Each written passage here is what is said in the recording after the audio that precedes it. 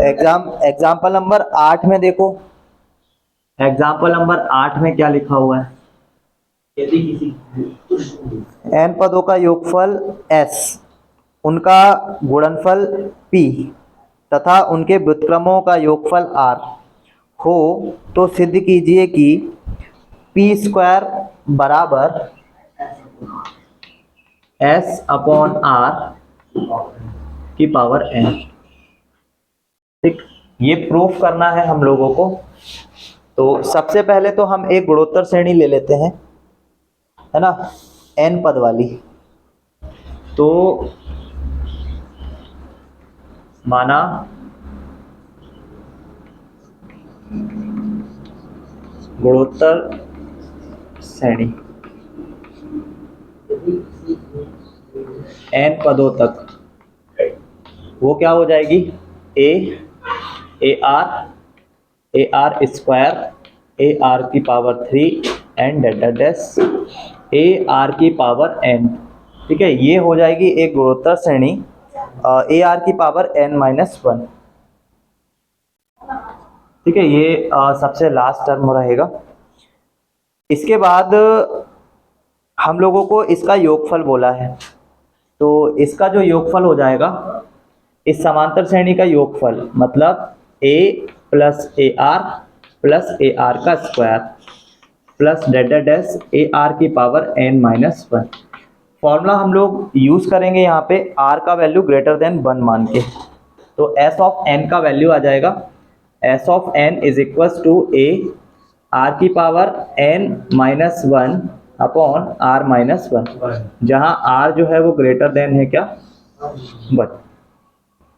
इसके बाद हमसे बोला गया है कि इन पदों के गुणनफल का योग, है ना, इन पदों के गुणनफलों का योग। तो इन सारे ही पदों में अगर हम इनका गुणनफल निकालें तो डॉट ए आर का स्क्वायर एंड ए आर की पावर 3, और ऐसे ही इसको हम चलाएंगे तो लास्ट टर्म जो मिलेगा ए आर की पावर n-1 मिलेगा। इन पूरे ही केसेस में हमें a जो है वो कितनी बार मिलने वाला है? टोटल n बार, है ना। टोटल a जो है वो कितनी बार मिलेगा? n बार। और गुणे में घाते जुड़ती है, r जो है सबका बेस सेम है, इसका मतलब है 1 + 2 + 3 प्लस डेस, जो लास्ट टर्म आएगा वो आएगा हमारा n-1, है ना। तो ये सब r की पावर में ही आएंगे।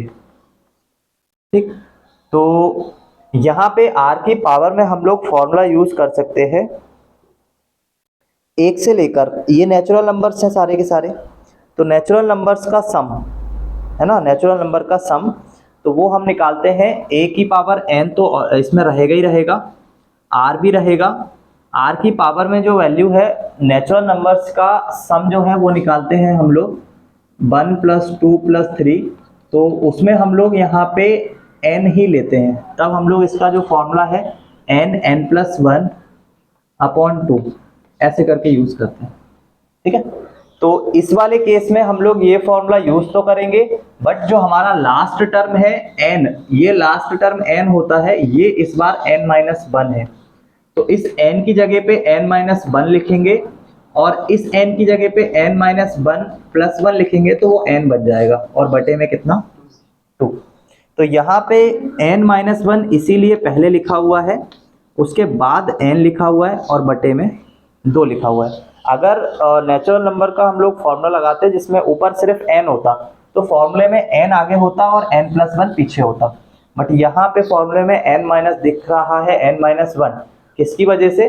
क्योंकि हमारे पास टर्म्स की जो संख्या है वो कितनी है? n-1 है, इसलिए वो जो फॉर्मूला है ये 1 से 1 कैंसिल हो जाएगा, तो सिर्फ n बचेगा, तो n-1 इंटू n अपॉन 2, ये इसका फॉर्मूला। ठीक, हमें यहाँ पे पी स्क्वायर, इसका स्क्वायर करना है, और अभी हमें इसके व्युत्क्रम का और योग लेना है ना। s के बटे में r को लेकर आना है, r अभी नहीं आया है, अभी सिर्फ p आया है, तो p का स्क्वायर करेंगे, उसको चेक करेंगे कि वो s अपॉन r के इक्वल आ रहा है या नहीं आ रहा है, या s अपॉन r का वैल्यू उसकी पावर n लगा के चेक करेंगे कि वो p स्क्वायर आ रहा है या नहीं आ रहा है। ठीक है, जल्दी से इसको नोट डाउन करो इतना,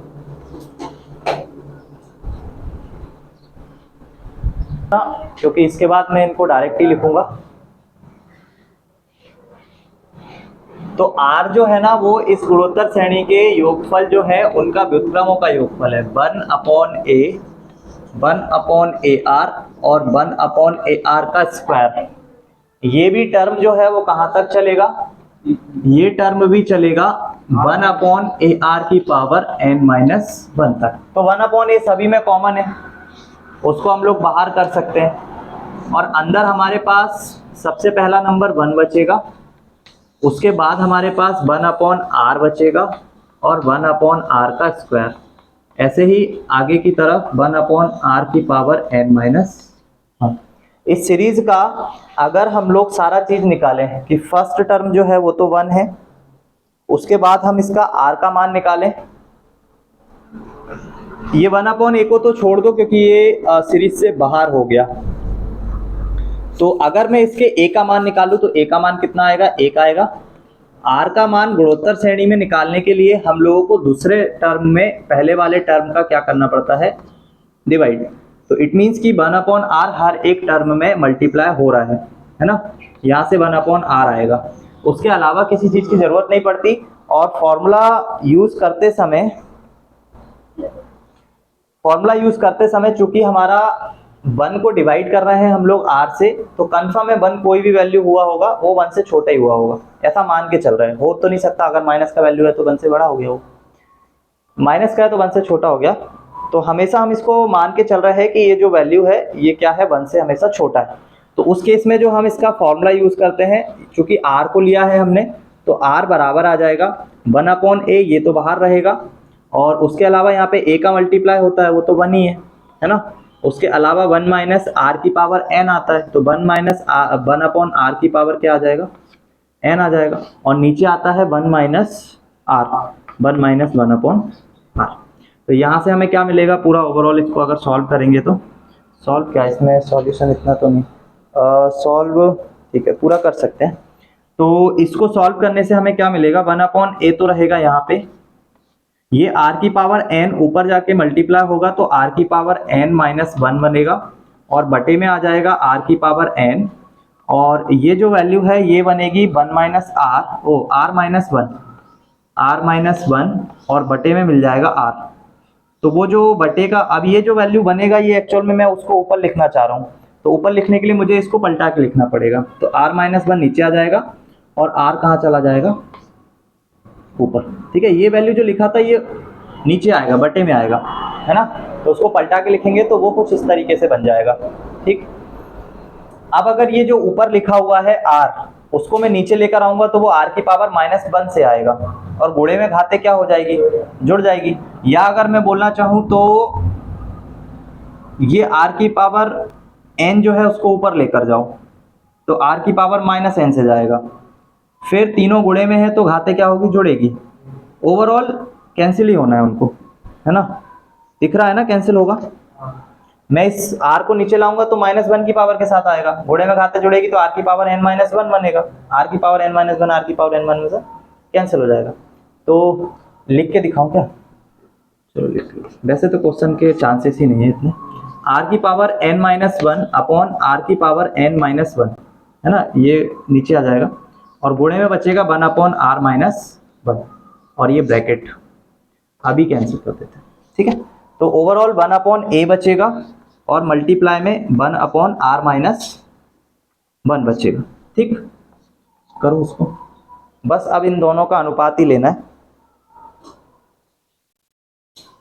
इन्होंने कैंसिल आउट नहीं किया है, 2 मिनट रुकना। कैंसिल आउट करने के लिए ये r की पावर n-1 जो है ना वो n के साथ नहीं है 1 में, सॉरी गलत हो जाएगा। ये जो r की पावर 1 आने वाला है ना, ये इसके साथ यहाँ पे ऊपर की तरफ आएगा, और ये वाला जो है ये r के साथ 1 जो है ना वो सेपरेट अलग है, इसलिए कैंसिल आउट नहीं कर सकते, है ना, कैंसिल आउट नहीं कर सकते उसको। तो हम लोगों को लिखना है r की पावर n-1, इसको हमने सिर्फ इतना लिखना है 1/a, ऊपर है r की पावर n-1, नीचे हमारे पास बचेगा r-1, और उसके साथ बचेगा r की पावर n-1। यहां तक लिख लो, कैंसिल नहीं होगा वो। पढ़ने वाला ये सोचेगा यार एनसीईआरटी में इतनी एक्सरसाइज नहीं है, इतने सारी कहाँ से आ गई। उसमें लिख दो हाँ अरे नब्बोद क्या, उसमें ऐसे लिखना पड़ेगा कि उस एक्सरसाइज में मैंने क्या पढ़ाया है, योगफल पढ़ाया है या गुणनफल पढ़ाया है, वो चीजें बताना पड़ेगा। यहाँ तक आ गए ना। यहाँ तक आने के बाद हमें करना है s को r से डिवाइड, ठीक है।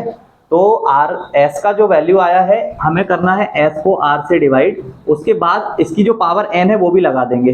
पहले इसको सॉल्व कर लेते हैं।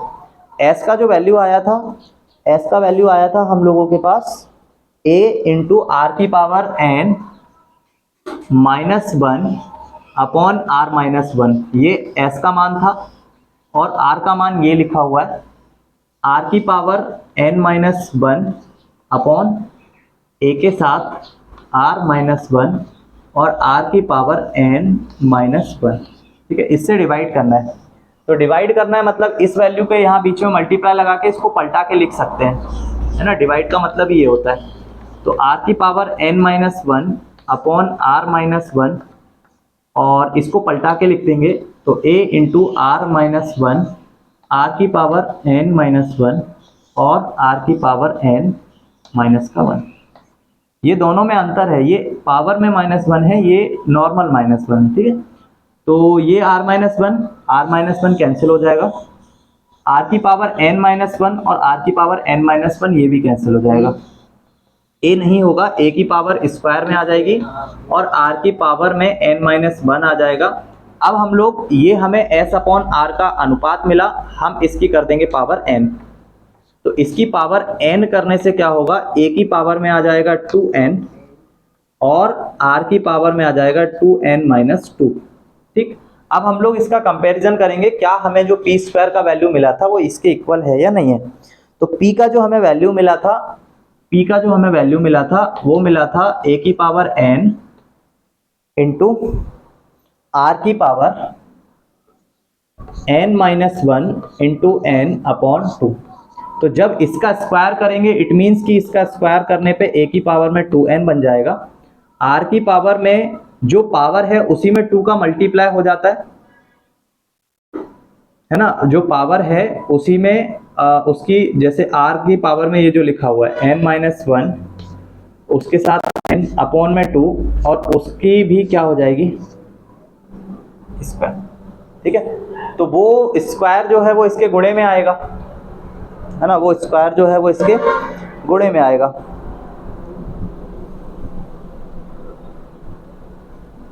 हम लोगों ने s ऑफ r का वैल्यू निकाला है, इसमें गलत क्या कर दिया, a स्क्वायर हम लोगों को मिल गया था। अच्छा पावर में हमें n लगाना है, हम लोगों को पावर में n लगाना है, a का स्क्वायर है तो यहाँ तो करेक्ट लिखा हुआ है, यहाँ पे गलत कर दिया। n-1 जो है इसकी भी पावर लगाना है, क्या n-1 इसकी पावर लगाना है n-1 और इसकी पावर क्या लगाना है,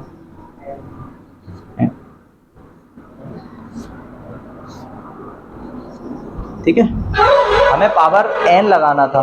तो इसमें थोड़ा सा, चलो इसको तो ऐसे तो समझ नहीं पाएंगे क्योंकि यहाँ पे देखो p स्क्वायर में ये सारी, एक काम कर लेना, p स्क्वायर जब लिखोगे तो इतना तो क्लियर दिख रहा है कि p स्क्वायर बनने के लिए यहाँ पे a की पावर 2n है, यहाँ तो करेक्ट है। r की पावर में n-1 और ये n यहाँ मल्टीप्लाई में आ जाएगा, वो भी करेक्ट है। एक 2 तुम्हारे पास एक्स्ट्रा में आ रहा है, उस 2 को यहाँ से देखो तो हट रहा है वो p स्क्वायर का वैल्यू। एक बार थोड़ा सा p स्क्वायर को सॉल्व कर लेना क्योंकि ऐसे क्लियर समझ में नहीं आएगा। ये 2 पावर का जब आता है ना गुणे में आता है, 2 से 2 कैंसिल होगा तो क्या बचेगा n-1 इंटू n, और वही किसका मान आ रहा है यहाँ पे। तो s अपॉन r की पावर जो n है ना वो इक्वल आ जाएगा किसके, p स्क्वायर के, है ना। क्योंकि ये जो पावर में n है, पावर का मल्टीप्लाई होता है। इनकेस 2 की पावर 2 है और उसकी पावर 3 है तो इसका मतलब ये नहीं होता कि 2 की पावर 2 की उसका भी क्यूब हो जाए, है ना। ये होता है 2 की पावर टोटल कितना, 6। तो यहाँ पे ये r की पावर n-1 है, उसकी भी पावर अगर n लगाएंगे तो ये पावर कहाँ आएगी, मल्टीप्लाई में आएगी। और यहाँ पे भी यही केस है कि ये जो पावर है ये ऑलरेडी जो पावर है उसकी भी पावर है तो इसके मल्टीप्लाई में आएगी, और मल्टीप्लाई में दोनों क्या हो जाएगी, कैंसिल आउट। तो हमें सिर्फ n और n-1 मिलेगा, ठीक है। तो ये इसको भी एक तरफ लिख लेना थोड़ा सा सॉल्व करके, वरना फिर यहाँ पे प्रॉब्लम जाएगी, है ना। कर लो जल्दी से।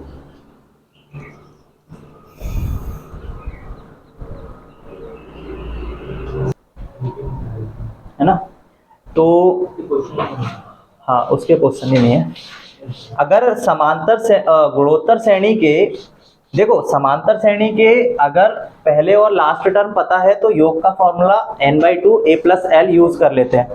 लेकिन अगर गुणोत्तर श्रेणी के अनंत पदों का योगफल निकालना है, ar स्क्वायर प्लस लगा के अनंत पदों का योगफल निकालना है, तो उस केस में जो फॉर्मूला होता है s of infinite is equals to a/1 minus r, ये वाला फॉर्मूला यूज कर लेते हैं। एग्जाम्पल नंबर फर्स्ट 1/2, 1/4, 1/8, इसके अनंत पदों का योगफल ज्ञात करो। तो उस केस में a का वैल्यू 1/2, r का वैल्यू दूसरे टर्म में फर्स्ट टर्म से डिवाइड कर दो, 1/4 गुणा 2/1, it means 1/2। S of infinite का फॉर्मूला यूज करेंगे, a का वैल्यू अपॉन 1 माइनस r का वैल्यू, तो एक में से हाफ जाएगा तो हाफ बचेगा, ये पलट के ऊपर जाएगा, आंसर कितना आएगा, 1 आएगा, है ना। क्योंकि हर बार क्या हो रहा है कि एक जो था एक का ही हर बार आधा करते जा रहे हैं। तो एक को आप कहाँ तक आधा कर रहे हो, इनफाइनाइट तक। मतलब एक को पहले आधा किया, फिर उस आधे का भी आधा किया, फिर उसका भी आधा किया। तो मतलब आप कुछ ऐसा नहीं कर रहे हो कि आप 1 + 4 + 6 + 8 ऐसे करके कुछ ऐड कर रहे हो, आप एक को ही अनंत तक पदों में ब्रेक कर रहे हो और उसको जोड़ रहे हो, इसलिए उसका योग कितना आ रहा है, मतलब सारे पदों का योग एक इसीलिए आ रहा है क्योंकि आप एक को ही आधा, फिर उसका भी आधा, उसका भी आधा, इनफाइनाइट तक ऐसे आधा करते चल रहे हो, है ना। इसलिए उनका सम भी कितना आ रहा है, 1 आ रहा है। करो जल्दी से।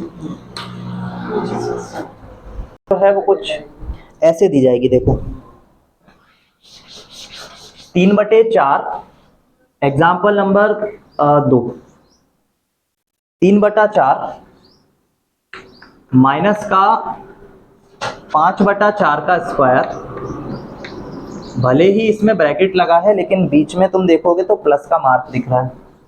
फिर दूसरा वाला जो है 3/4 का स्क्वायर और माइनस का मार्क लगा के 5/4 की पावर 4, फिर प्लस लगा के 3 के बाद आ गया 3/4 की घात 5 और माइनस का मार्क लगा के 5/4 की घात, पहले 2 का स्क्वायर हुआ तो 4 की घात 8 या 6, फिर प्लस लगा के इस सीरीज के इनफाइनाइट टर्म्स का सम निकालना है। तो इससे में हम लोग कभी भी इस सीरीज को पहले ऑब्जर्व करते हैं कि इनके किन किन टर्म्स को हम एक साथ रख सकते हैं और किन किन टर्म्स को अलग अलग रख सकते हैं। जैसे कि ये 3/4 वाला टर्म अलग है, फिर उसके साथ हम ये 3/4 का स्क्वायर वाला ले सकते हैं और उसके बाद 3/4 की घात कितना, 5। इन टर्म्स को हम लोग एक तरफ कर सकते हैं और अगर इनमें से माइनस को कॉमन ले लें तो इन टर्म्स को हम लोग एक तरफ कर सकते हैं। और अब इन दोनों में ही हम लोगों को इनफाइनाइट टर्म्स का सम निकालना है, डैश प्लस इनफाइनाइट, बीच में प्लस का माइनस का मार्क, और इसके भी 5/4 का स्क्वायर, 5/4 की पावर 6 प्लस डैश कहाँ तक, इनफाइनाइट तक। इसका सम लगाएंगे तो a का मान हमें मिलेगा यहाँ से 3/4, r का मान हमें मिलेगा 3/4 का स्क्वायर और उसके बटे में 3/4। तो इसका 4 से 4 कैंसिल होगा, 3 से 3 भी कैंसिल हो जाएगा। 1/4 का हम हर एक पद में क्या कर रहे हैं, मल्टीप्लाई कर रहे हैं। तो यहाँ से एस ऑफ इनफाइनाइट का मैं डायरेक्ट फॉर्मूला यूज कर रहा हूँ, 3/4 अपॉन 1 माइनस 1/4, उसमें बीच में माइनस लगेगा। इस वाले के लिए देखोगे तो a का मान तुम्हें 5/4 मिलेगा, 5/4 का स्क्वायर, 5/4 की पावर 4। तो r का मान कितना मिलेगा, तो दूसरे टर्म में पहले वाले टर्म से डिवाइड कर दो, 5 से 5 कैंसिल होगा तो तुम्हें 1/4 ही यहाँ से मिलेगा, सॉरी 1/4 का स्क्वायर मिलेगा क्योंकि ये है टोटल 4 की पावर। तो हर एक टर्म में 1/4 के स्क्वायर से क्या हो रहा है, मल्टीप्लाई। तो यहाँ पे इनफाइनाइट का फॉर्मूला लगाएंगे तो 5/4, 1 माइनस r के मतलब है 1 माइनस 1/16, ठीक है। इसको सॉल्व कर लेंगे, यहाँ से 3/4 मिलेगा, इसको सॉल्व करोगे तो 4 में से 1 जाएगा, 3/4, 3/4 को पलटा के ऊपर लेकर जाओगे, 3/4 गुणा आ जाएगा 4/3, और माइनस के मार्क के साथ 5/4 आएगा। 5/4 में से जब इसको करोगे तो 16/15 यहाँ से निकल के आएगा।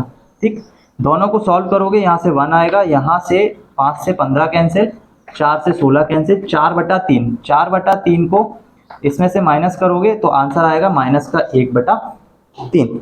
तो एस ऑफ इनफाइनाइट का अच्छा आंसर में है 7/15। ए का मान, अच्छा ए का मान गड़बड़ हो गया। ए का मान 5/4 का स्क्वायर, ए का मान 5/4 का स्क्वायर। 5/4 का स्क्वायर मीन्स एक वैल्यू कट जाएगा।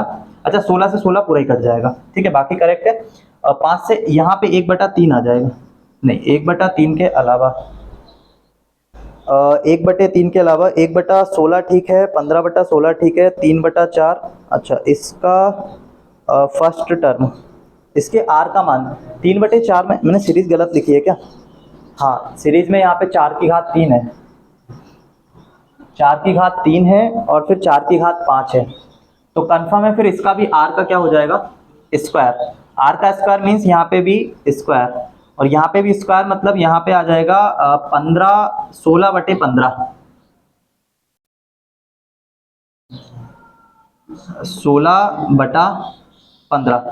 16/15 को कैंसिल करोगे तो यहाँ पे 4 बचेगा और यहाँ पे 5 बचेगा। तो यहाँ पे 4/5, नीचे 15 आ रहा है ना? हाँ ठीक है, 15 आ रहा है और 15 आ रहा है। 5 में यहाँ पे 3 में 5 का गुणा और यहाँ पे 4 का गुणा, तो 12 में से 5 जाएगा 7, यहाँ जाएगा 7/15। ठीक है, करो नोट डाउन जल्दी से। ये दूसरे टाइप का क्वेश्चन हो गया। लास्ट तीसरे टाइप का एक क्वेश्चन और है जिसमें कि 9 की पावर में कुछ दिया हुआ है। हालांकि क्वेश्चन और भी है पॉइंट्स वाले, बट ठीक है ये पावर वाला करते हैं। अगला क्वेश्चन एग्जाम्पल नंबर 3।